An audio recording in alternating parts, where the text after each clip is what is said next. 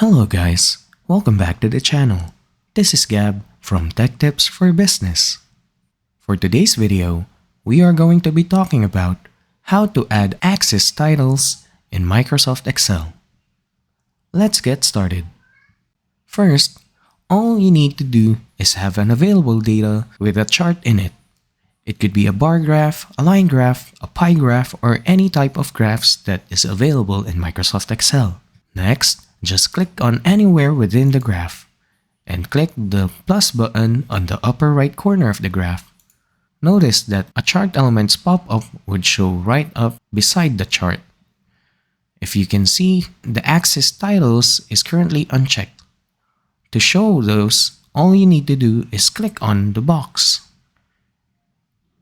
Once you do so, axis titles will just appear right at your graph.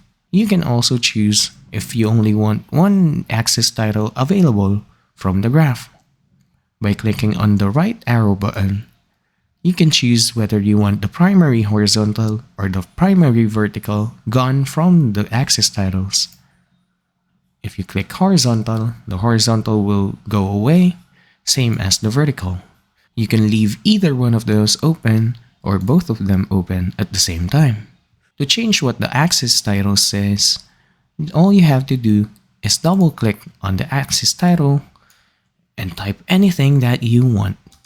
You can type here months, and you can type here monthly bill.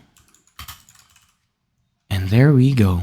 We can also customize these axis titles by moving them to the center of the chart, as well as formatting them.